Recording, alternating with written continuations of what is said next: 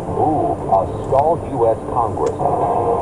Special counsel's Supreme Court request. Jack Smith is trying to get ahead of Trump's strategy. Climate summit, fossil fuel sidestep. Oil exporting nations oppose this language.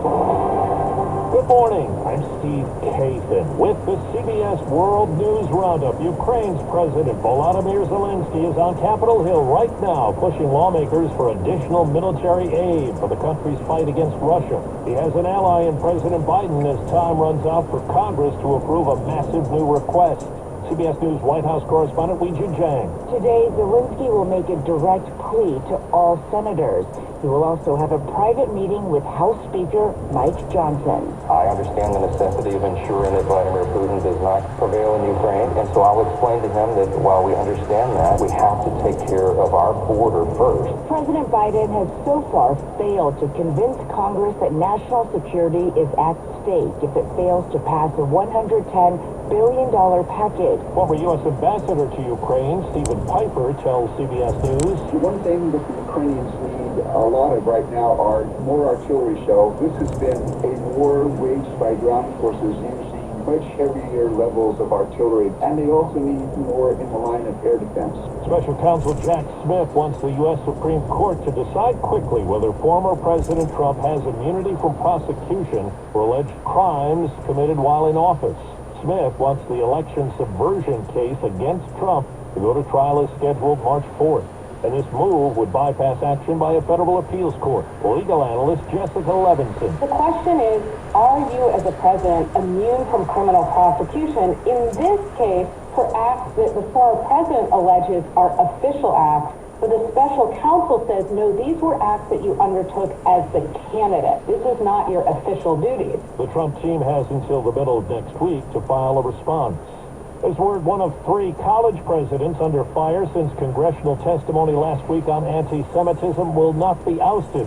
CBS's Nicole Killian. President Claudine Gay will remain at the helm of Harvard University for continued tenure, getting the support of the school's governing body. Alumni and staff rallied to Gay's defense. To date, more than 700 faculty members signed a letter urging Harvard's governing boards to resist political pressures that are at odds with Harvard's commitment to academic freedom. History professor Allison Frank Johnson co-authored the letter. We need to make decisions about leadership based on a sober view of what a person has done and what they have the potential to do, and not in a moment of panic. The University of Pennsylvania president resigned last weekend. MIT's president appears secure.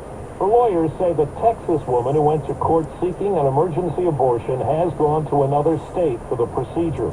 Kate Cox's decision came hours before the state Supreme Court said she did not qualify for an exemption to the state's abortion ban. CBS's Janet Shamlian. The all-Republican Texas Supreme Court, in ruling against Kate Cox, said in part, some difficulties in pregnancy, even serious ones, do not pose the heightened risk to the mother needed to qualify for a medical exception to the state's abortion ban. Later adding, Cox's doctor failed to show her condition poses the risk the exception requires. It shows that exceptions to bans on abortion do not work. Nancy Northrop is the president and CEO of the Center for Reproductive Rights, which is representing Cox.